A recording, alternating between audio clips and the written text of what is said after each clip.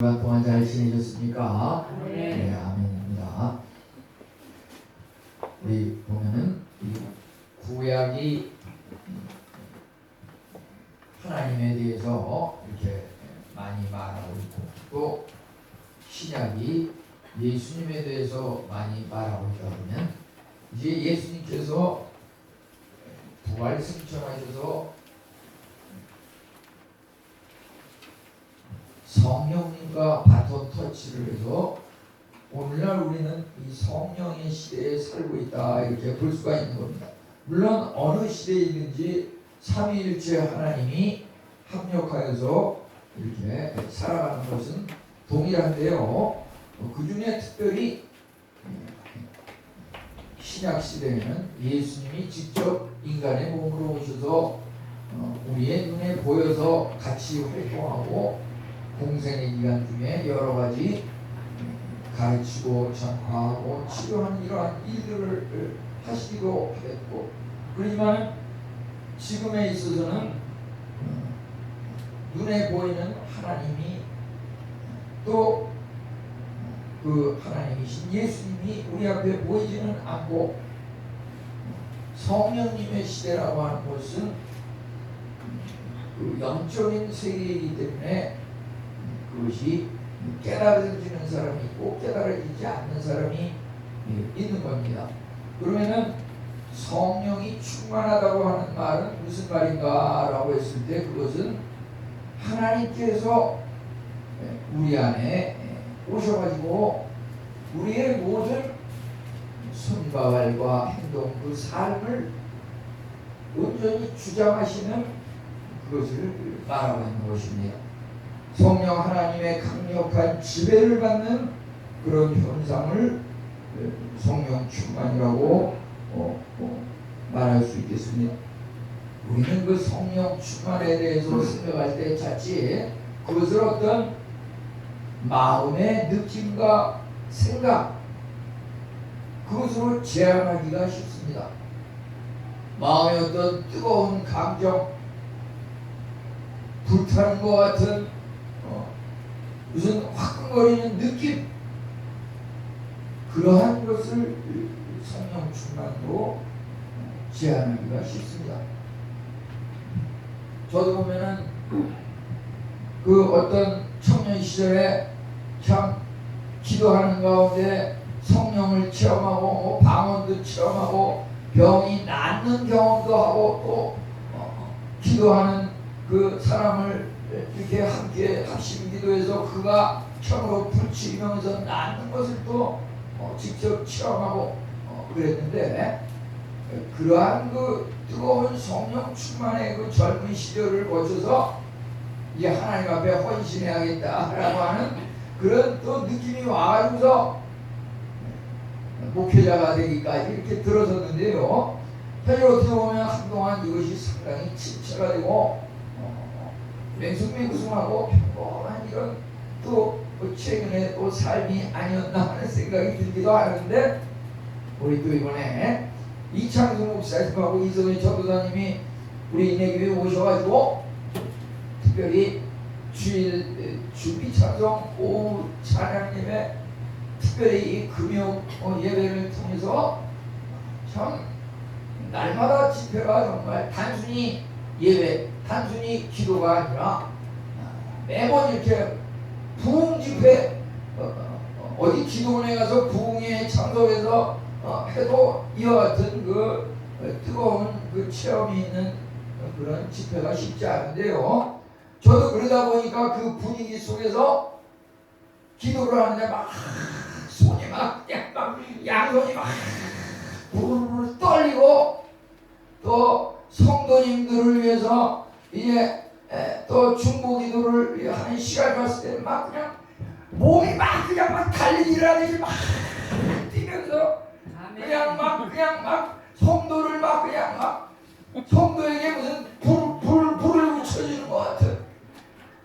그런 느낌을 체험하면서, 야, 내가 잠자던 그 몇 년의 그런 신앙생활이 뭔가 다시 그 잠재력이 다시 깨어나는 것 같은 그런 느낌을 또 이제 받고 그랬는데요,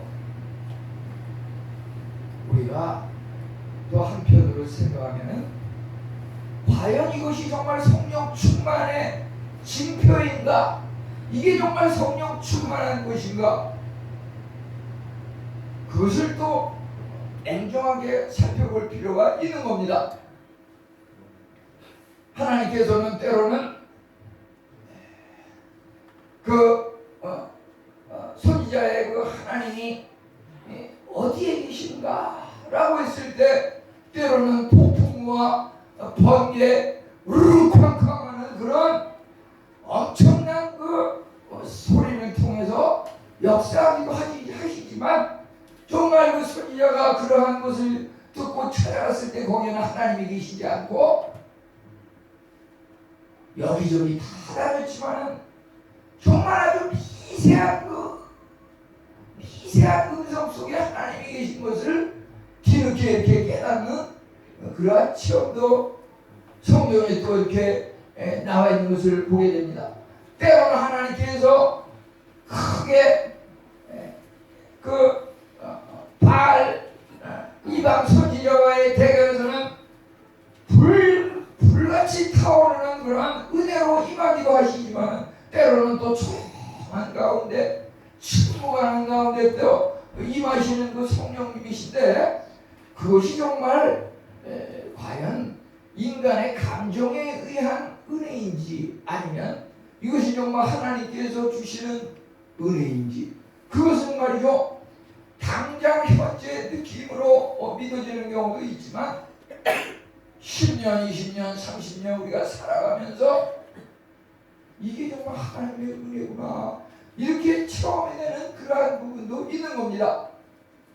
그래서 오늘 여기 이번 주간에 또 성경 읽기 예를 들어서 주일에서 토요일 사이의 범위를 이렇게 읽고 묵상하면서 특별히 물론 그 창세기부터 계시록까지 그 책마다 성령님의 그 충만한 은혜를 표현하는 그 내용의 방법이 조금씩 달라요. 그런데 오늘 나누고 싶은 이 내용의 말씀은 이번 주간의 그 성경 1년 1독 중에서 주일에서 토요일 사이의 범위 중에서 이것을 갖다가 발견하고 함께 은혜를 나누려고 하는 것입니다. 우리가 그 성령 충만을 받는 데 있어서 그것이 여기 35장 30절부터 35절에 보면 한 3단계 정도로 여기서 표현하고 있는 것을 발견하게 됩니다. 1단계, 2단계, 3단계가 있는데요. 우선 하나님께서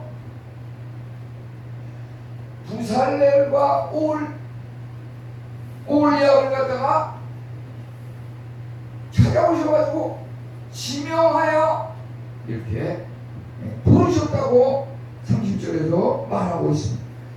그에게 찾아오셔서 지명하여 부르시고 그리고 나서 이제 하나님의 성령 지혜와 총명과 지식으로 여러 가지 일을 하게 하시는데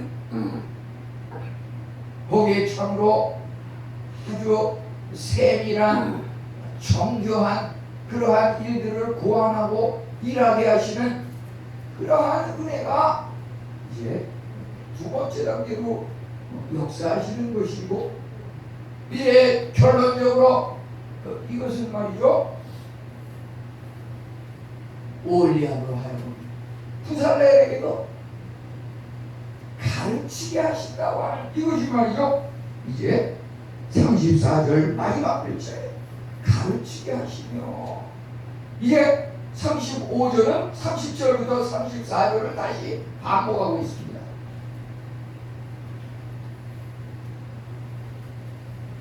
저도 이제 성경을 매년 읽도하는 이것이 한 50회를 넘어갔는데요. 아직까지도 아는 게 아무것도 없어요. 그런데 매번 읽을 때마다 전혀 전에 발견하지 못했던 것을 항상 발견하고 하나님께 감사드리고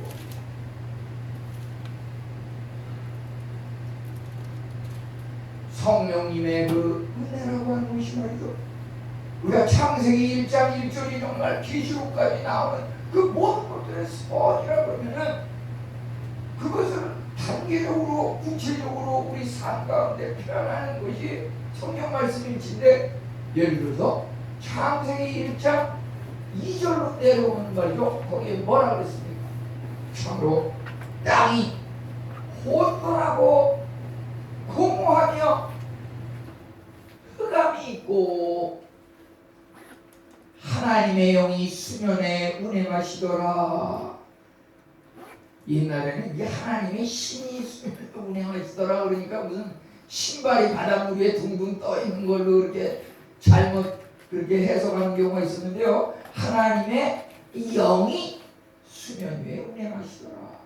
결국 하나님의 영이 수면에 운행하심으로 혼돈하고 공허하며 흑암이 있는 세계가 질서 있고 밝은 빛의 세계로, 하나님의 그 질서 있는 창조의 세계로 바뀌었다고 하는 것입니다. 우리 인간은 그것을 갖다가 전혀 인정하지 않고 받아들이지 않고 죄악을 범함으로 말미암아 하나님께서 만드신 그 창조 질서의 세계가 다시 그 에덴 동산의 그 질서를 잃어버리고 다시 이 세상은 아담의 원죄와 우리 인간의 후천적인 죄로 말미암아 다시 그 창조하기 전의 그 세계, 혼돈 공허 흑암의 세계가 우리가 살아가는 그 세계라고 하는 것입니다. 그럼 이것을 어떻게 질서 있는 세계로 바꿀 것인가? 하나님이 신이 수면에 운행하시더라.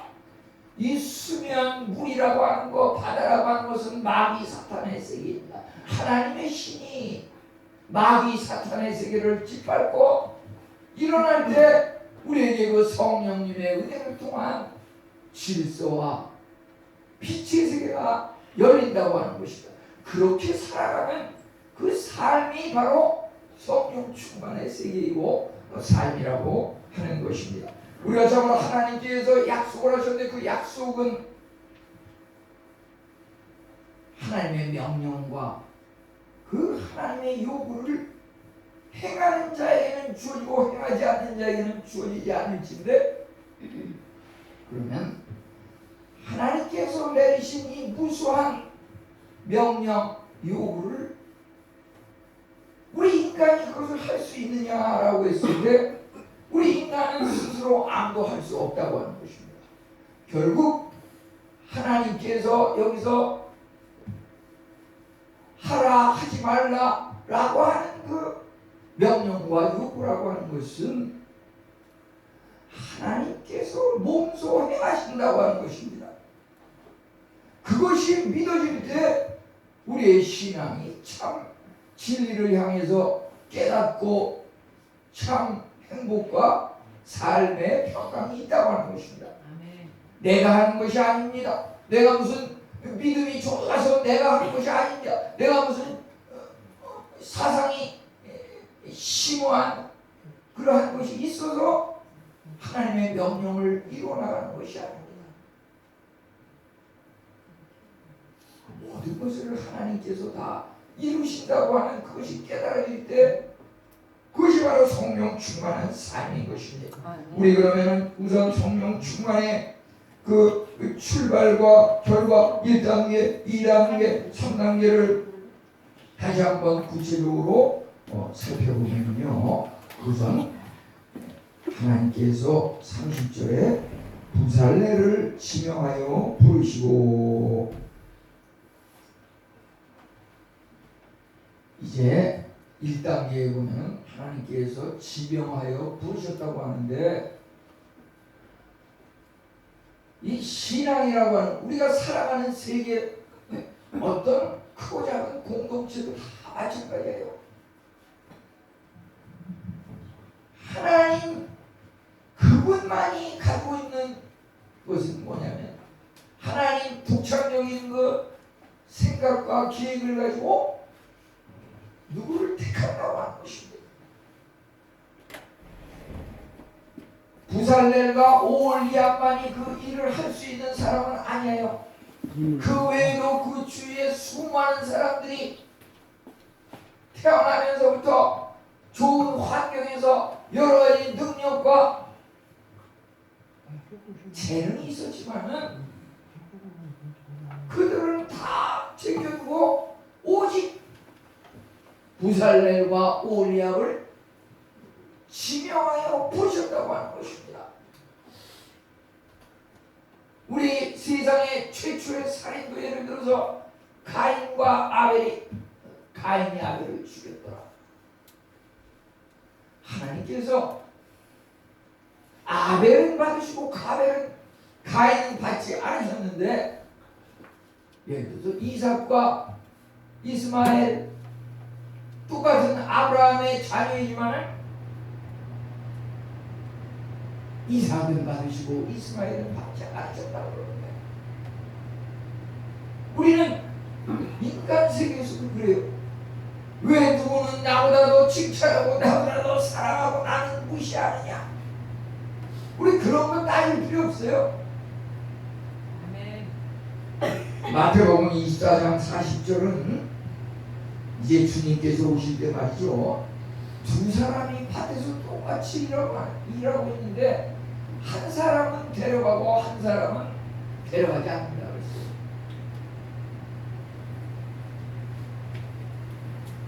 여기 주님께서 부살렐과 올리압을 택하고 다른 사람은 지명하지 않으신 것은 그 부살렐과 올리압이 어떤 타고난 능력이 있어서 그런 것이 아니라 하나님의 일을 함에 있어서 그들이 하나님으로부터 관건적으로 택함을 받으셨다고 하는 것입니다. 누구는 택하고 누구는 택하지 않는가? 그것은 우리는 알 수 없습니다. 전적으로 하나님의 소관인 것입니다. 우리는 이제 요한계시록 3장 20절에 볼지어다 내가 문 밖에서 두드리노니 누구든지 그 음성을 듣고 문을 열면 내가 그에게로 들어가 그로 더불어 먹고 그는 나로 더불어 먹으리라. 이 주님께서 세상 모든 사람에게 찾아오셔서 마음문을 두드린다고 하는 것입니다. 문제는 그 음성을 듣고 문을 여는 사람에게는 들어가서 하나님께서 예비하신 약속을 다 이루어 가신다고. 아멘.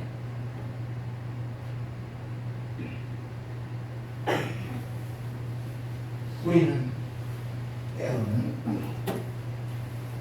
그 음성을 듣지 못하고 들리지 않는다고 이렇게 하는 경우도 있지만,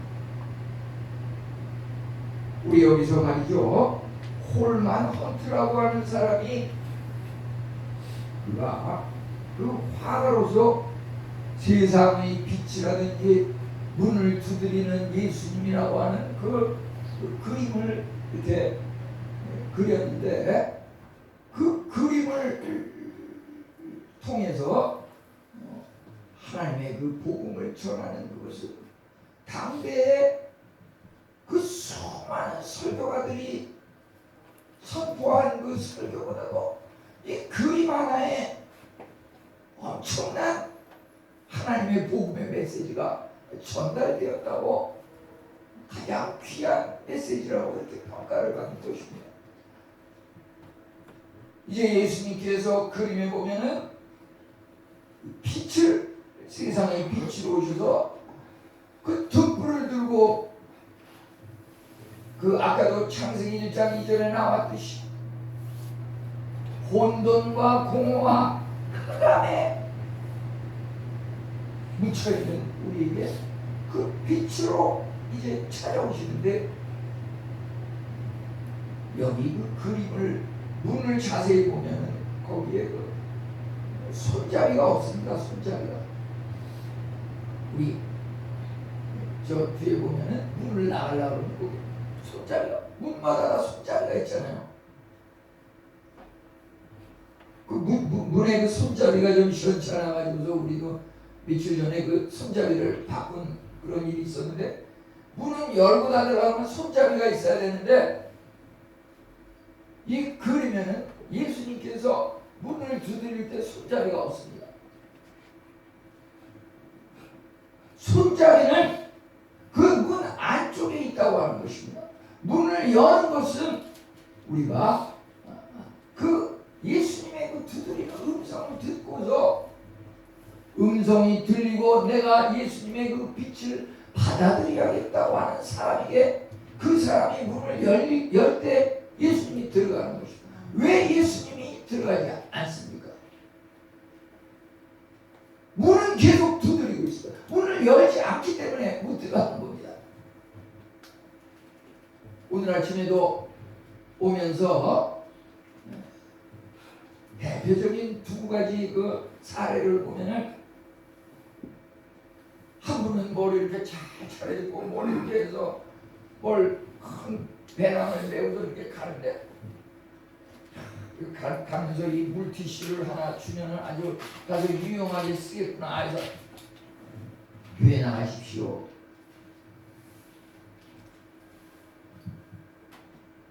받지도 않고 쳐다보지도 않고 대답도 안 하고 그냥 지나가더라고요. 이제 교회에 임박해가지고 조금 가까운 곳에 있어 어떤 분이 그 사무실 앞에 청소를 하고 있는 분이 계셔가지고 예수 믿고 천국 가세요 하니까 그분은 감사합니다, 수고하십니다 하면서 받으시더라고요. 우리 말이죠. 그 천국의 메시지, 주님의 그 모든 것에 모든 것 되시는 그 만복의 근원 되시는 우리 당장 메마른 고갈된 이 세상에서 이 물티슈가 용도로 따져도 얼마나 유용한지 여기저기 쓸 일이 많은데 이 좋은 것을 무료로 주는데 그냥 받지도 않고 그냥 잘 쳐다보지도 않고 그냥 내 자기 길을 가는 사람이 있고 어떤 사람은 감사합니다, 수고하십니다 하면서 웃으면서 받는 사람이 있더라고요. 우리 참으로 주님께서 우리에게 문을 두드리실 때에 우리의 문을 열고 영접하고 받아들이는 것이 중요한 것입니다. 그 문을 여는 사람이 바로 주님께서 찾아오셔서 지명하여 부르신 그 사람인 것입니다. 그 사람에게 참으로 어떠한 일이 일어납니까? 이사야서 43장 1절 2절 보면은 내가 너를 지명하여 불렀나니 너는 내 것이라. 아멘. 하나님께서 찾아오셔서 지명하여 부르신 사람 어떠한 일이 일어나는가? 내가 너를 지명하여 불렀나니 너는 내 것이라. 이제 내가 너와 함께 하겠다. 일평생 내가 물을 건널 때에도 바다를 건널 때에도 불 속에 빠질지라도 우리는 그러한 것을 이스라엘 백성들이 홍해바다와 요단강을 건너가고 다니엘이 사자굴에 빠져서도 전혀 해를 당하지 않아. 다니엘의 스치고 사드락 메삭 아벳느고가 타는 풀무불에 7배나 더 뜨겁게 활활 타오르게 한 그 불구덩이에 들어가서 머리카락 하나 타지 않고 몸이 전혀 해를 받지 않고 안전하게 나온 것을 보지 않습니까? 그것이 바로 하나님께서 이사야 43장에 말씀하신 너는 내 것이라 지명하여 불렀나니 일평생 내가 너와 함께하여 너를 구하겠다. 이것이 바로 하나님께서 지명하고 부르신 그 소명을 가지신 그에게 나타나는 놀라운 은혜와 약속이라고 하는 것입니다. 그러면 이와 같은 그것들이 어떠한 우리 삶 속에서 나타나는 것인가? 우리는 이제 다음 2단계에서 그러한 것들을 볼 수가 있습니다. 35장 이제 30절에 이어서 31절 보면은 성령, 하나님의 영 성령을 충만하게 해가지고 지혜와 총명과 지식으로 여러 가지 일을 하게 하시되, 이 지혜라고 하는 것은 발명과 창조의 능력이라고 하는 것입니다. 창세기 1장 1절에 나오는 하나님이 태초에 천지를 창조하시다. 그 창조라고 하는 그 말은 인간이 만드는 그것을 의미하지 않습니다.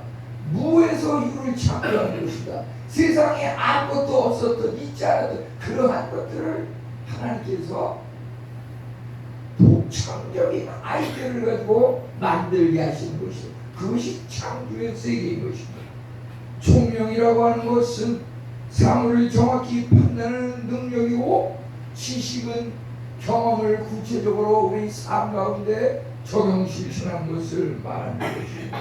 성령으로 충만한 사람들은 하나님의 명령 안에서 지혜롭게 생각하고 하나님의 의도를 아름답게 나타내도록 하는 것입니다. 성경에서 참으로 지혜를 얻은, 우리 보면은 자녀들이 정말 지혜를 주십시오. 우리 어린이들 한참 배움에 있는 그 청소년, 청년들 지혜와 명철과 총명을 주십시오. 이러한 것을 기도적으로 내는 것을 많이 보는데요. 그러한 것이 누구에게 임하는가? 여기 부살백과 올리아에게 임하는 그 성령이 충만한 자에게 지혜와 총명과 지식을 주시고, 그것으로 말미암아 여러 가지 일을 감당하게 하셨다고 하는데, 우리는 열왕기상 3장 9절로 13절에 보면은 솔로몬이 지혜의 왕으로 이렇게 불림을 받는 것을, 그가 개인의 어떤 살이사역을 위해서 장수 오래 사는 것이라든지, 또 부귀 돈 잘 벌게 해주세요,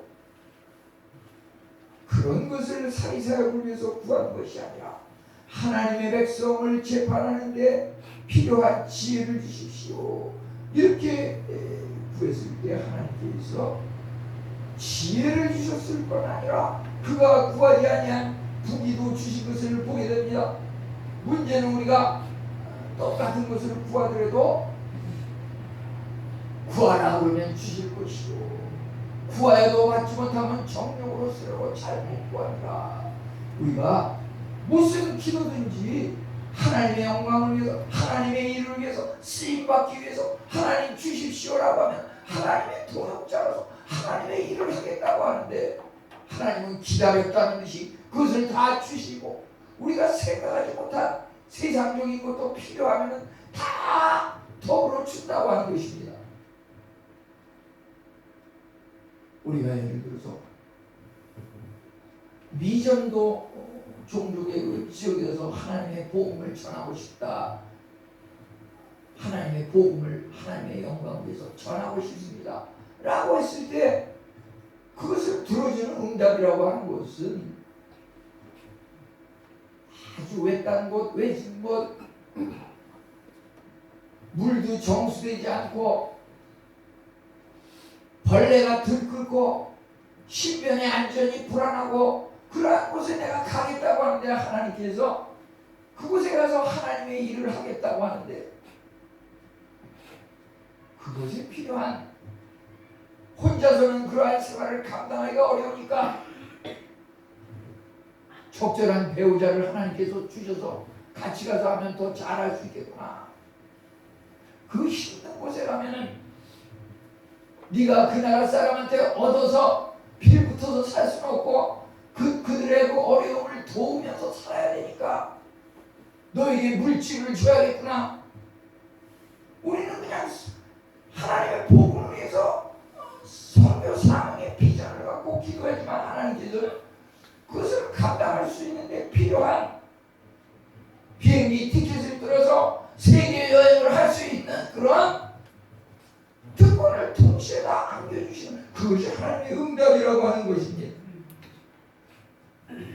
우리는 그래서 그 간구할 때마다 나의 어떤 사역을 위해서 그것을 이루어주면 내가 의심하기 위해서 쓰는 것이 아니라 하나님의 영광을 위해서 쓴다고 할 때, 하나님께서는 기다렸다는 것이 우리가 간구하지 않은 그러한 것까지도 늘 차고 넘치도록 주시는 하나님이신 것입니다. 아멘. 여기 그 32절과 35절에 보면은 제작하는 기술을 고안하게 하시고 정교한 일을 고안하게 하시고, 이 고안하게 한다고 하는 것은 성령님의 그 충만한 은혜 가운데 특별히 새로운 방법과 계획을 생각해내도록 하는 것입니다. 우리가 참으로 우리 기독교인 말이죠.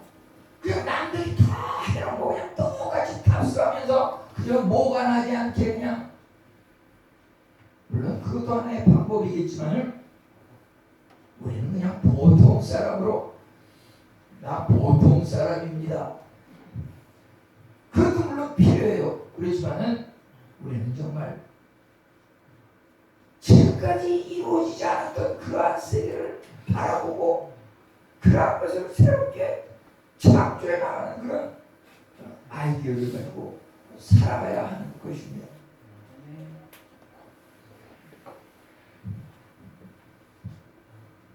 우리 여기 보면은 그 토머스 텔포드라고 하는 그 영국의 그 석공 건축학자인데, 그 당시에 보면은 그 영국 본토와 그 섬을 사이에 두고서 거기에 그 메나이 해협이라고 하는 그 해협이 있는데, 그곳을 여행하는 배들이 무수히 배가 전복이 되면서 죽고 인명이 피해를 당하고, 거기를 지나가려고 하면 시간도 엄청 오래 걸리고, 그러지만 또 그 섬에서 영국으로 가기 위해서 많은 사람들이 이렇게 그곳을 배를 타고 여행을 하는데요. 이 토머스 텔포드라고 하는 이 사람이 자기가 가지고 있는 그 건축술, 그것을 갖다가 이 문제를 해결하는데 사용하겠다는 그런 설계와 계획을 가지고서 그것을 이제 1826년에 그 다리를 갖다가 건설을 하고 완성을 하였는데요. 그것을 통해서 이동 시간이 단축이 되고 죽었던 사람의 인명 피해가 거의 사라지고, 그런 그 다리를 완공하고 나서 하나님 앞에 무릎을 꿇고 하나님께서 자기에게 이러한 아이디어를 주셔가지고 내가 이러한 일에 쓰임받을 수 있도록 그것을 활용하는 것을 통해서 참으로 하나님께서 그에게 지혜와 능력을 주셔서 그 일을 감당하게 하셨음을 경배와 기도로 하나님 앞에 감사했던 것을 보게 됩니다. 우리가 예를 들어서 이런 교회를 제가 제일 처음에 시작하면서도 지난 한 6년 지나고 이제 7년째 들어가는데 그것을 갖다가 아직 한 번도 이야기한 적이 없는 것을 또 이제 말씀드리고 싶은 것은, 인해교회의 그런 사명과 목표를 우선 시작하려면 무슨 뚜렷한 사명과 목표가 있어야 되잖아요. 기존에 하는 것을 물론 모방하지 않게 잘 이어가는 것도 중요하지만, 우리가 사명을 예를 들어서 영육 기적인이다라고 하는 것을 사명으로 이렇게 준비하는 가운데 이렇게 도표를 그리고 했는데요. 여기서 그 영육 기적인의 그 영이라고 하는 것은 영의 양식 말씀을 우리가 먹으면서 살아야 된다고 하는 것이고, 육이라고 하는 것은 말씀을 육화한다고 해서 말씀을 우리 삶 가운데 생활 실천하는 것을 갖다가 육이라고 그랬고, 그 다음에 기적인의 그 기라고 하는 것은 기도의 삶이고, 적의 그 적은 적용 실천하는 것을 말하는 것이고, 기적인에 있어서 이는 그 인해교회의 그 사랑을 포함하고 있는 것인데요. 이것이 그 우주 변화 삼라만상의 그 원리 중에서 오행의 원리라고 하는 5가지 색이 푸른색, 붉은색, 노란색, 하얀색, 까만색, 이렇게 5가지 색이 있는데, 그것을 갖다 그래서 영육 기적인에다가 푸른색, 녹색에다가 그것을 해놨고, 빨간색을 갖다가 육의 이 세상의 원리는 이것이 말이죠. 이렇게 사실은 시계 방향의 반대 방향으로 가는데, 그 세상의 원리랑 교회의 그 영적인 원리는 세상의 그 오행의 방향하고 반대로 가야겠다. 그래서 그걸 그 돌아가는 것을 갖다가 까꾸로 했어요. 그래서 저것을 갖다가 푸른색, 까만색, 하얀색, 노란색, 빨간색 이렇게 그 원리를 해가지고서 이제 영육기적인 이제 그렇게 했는데요.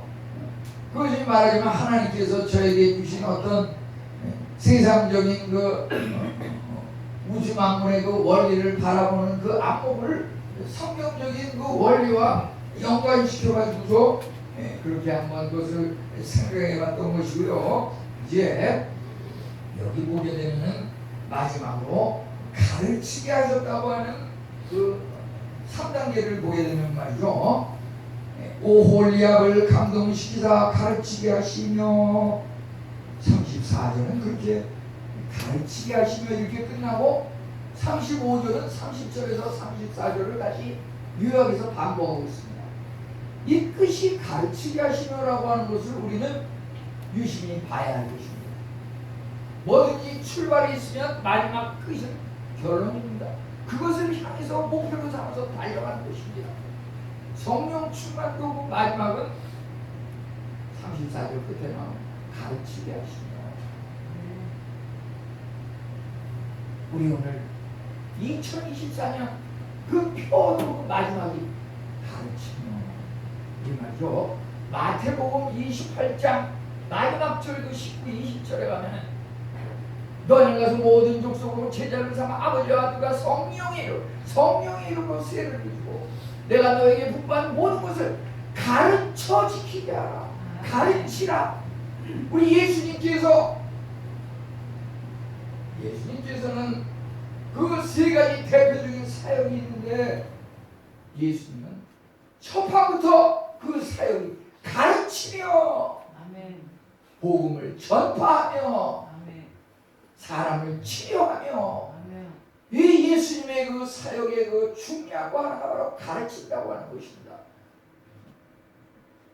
우리는 그래서 말이죠. 우리의 목표는 예를 들어서 금요일에 우리 구역공과 구역 교사님들이 30분 먼저 와가지고 7시부터 우리 이 목사님 그 지도를 받아가지고서 교사로서 미리 구역공과를 예습을 해서 가르치는 것을 배우잖아요. 이제 그 구역 교사가 구역원들을 가르칩니다.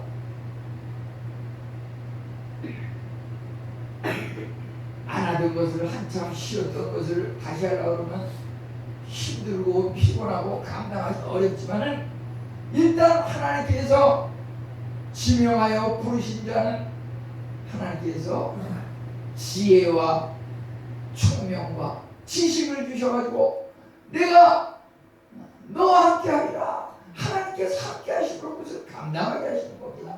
이제 구역 교사를 통해서 구역원들이 가르침을 받고 배우게 됩니다. 우리 구역원들은 이제 가정에 가서 직장에 가서 내가 배운 것을 또 그들에게 가르칩니다. 우리가 배움의 목적은 가르치는 겁니다. 배움의 목적은 내가 구원받는 것에 그치는 것이 아니라 내 자녀를 가르쳐가지고서 그냥 가르치는 게 아니에요. 부지런히 가르치며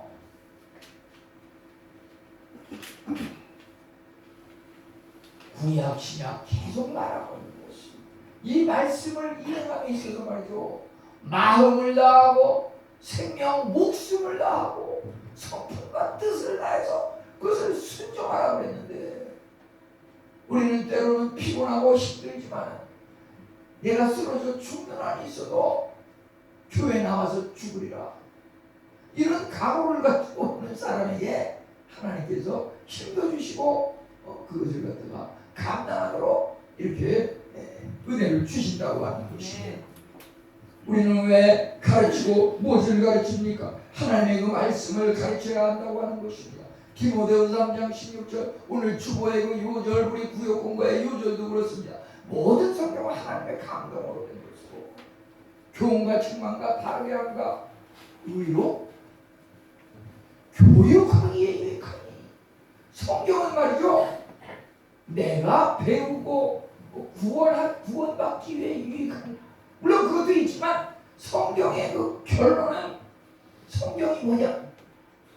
교육하기에 유익하며, 우리 자녀들에게 말이죠, 월 300만원, 200만원 들여서 유명 학원, 대치동의 유명 강사,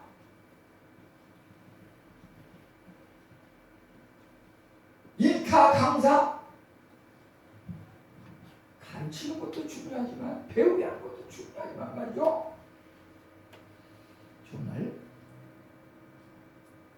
하나님의 말씀에 그 성령 충만함으로 말미암아 하나님께서 주신 그 지혜와 총명과 지식을 자녀에게 가르칠 때,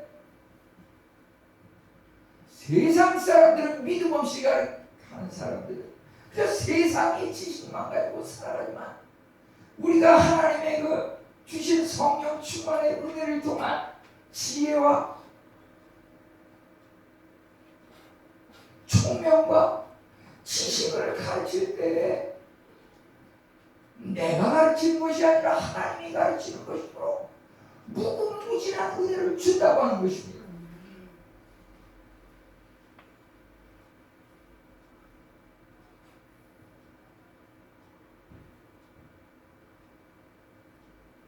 우리 가정에도 보면은 우리 어머님이 사실은 초등학교밖에 안 나왔어요. 세상적인 지식 이런 거 자녀들에게 가르칠 수 있는 거 아무것도 없어요. 거의 없어요. 그렇지만 저는 그 어머님의 그 삶을 눈으로 보면서 하나님을 믿는 신앙생활이 이런 것이구나 라고 하는 것을 깨달으면서 제가 왔을 때 저는 하나님 앞에 정말 감사할 수밖에 없는 거예요. 내가 가르치려고 해서 가르치는 것이 아니라 하나님께서 나를 통해서, 어머님을 통해서 주신 그 하나님의 그 성령 충만의 지혜와 총명과 지식을 그 삶대로 이렇게 마음에 새기면서 살아가는 그 삶의 모습을 보고서 또 자녀들이, 그들도 또 아버지가 주시는 그 교훈이 아니라 하나님께서 주시는 지혜와 총명과 지식을 받으면서 자라났을 때, 그가 참으로 나는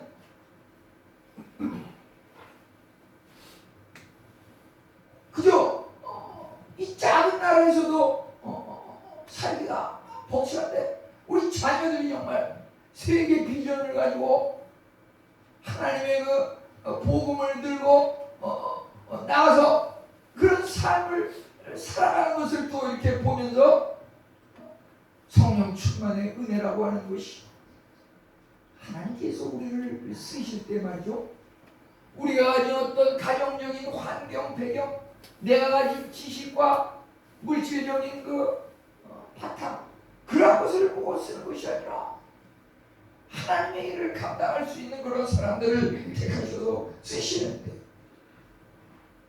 우리는 이제 여기서 마지막으로 구텐베르그라고 하는 사람, 그는 여기서 그 하나님께서 올리압과 부살렐에게 주셨던 그 청교한 일, 조각하는 일, 세공하는 일, 이 옷감을 갖다가 실을 짜고 술을 놓고 단추를 달고 이런 일을 하는 그러한 것들을 갖다가 하나님께서 성령 충만하고 잘 감당하게 하셨는데, 이러한 것들을 보면서 구텐베르그는 자기가 가진 그 조각, 인쇄술, 그 자기가 가진 조각하는 일과 세공하는 일, 그것을 갖다가 금속 화자를 갖다가 만드는 그러한 일에 자기가 몰두하면서 1453년에 그가 구약 성경을 인쇄하고 그 인쇄술을 통해서 유럽 전역에 성경책이 급격히 공급이 되고, 우리 그것이 또 기반이 돼가지고 루터라든지 그 종교개혁자는 자기의 그 95개조 반박문을 갖다가 방방 곳곳에 선포하고, 또 루터는 또 성경책을 갖다가 또 독일어 딴 나라 말로 또 이렇게 번역을 하고 종교개혁을 이루는 그 밑거름이 된 것도 이 구텐베르크가 자기가 가진 그 금속 조각 기술을 하나님의 말씀을 갖다가 성경을 인쇄하고 하나님의 영광을 드러내는 일에 그 자기가 쓰겠다고 하는 그런 뚜렷한 목적을 의식을 가지고 살았을 때, 그것이 바로 성령 충만에 가르치게 하는 모든 성경은 하나님의 그 교훈과 책망과 바르게함과 의리의각에 유익하다고 하는 그것을 갖다가 삶 가운데 실천했다고 하는 것입니다. 우리가 참으로 성령 충만은 무엇인가? 우리가 살아가는 그 삶의 현장에서, 가정에서 아버지면 아버지, 어머니면 어머니, 자녀면 자녀로서 자기에게 그 맡겨진 그 일을 성실히 잘 감당하는 것, 그것이 바로 성령 충만의 증거이고 그 삶이라고 하는 것입니다. 이 성령님은 결국은 우리로 하여금 하나님의 말씀을 실천하고 우리의 가진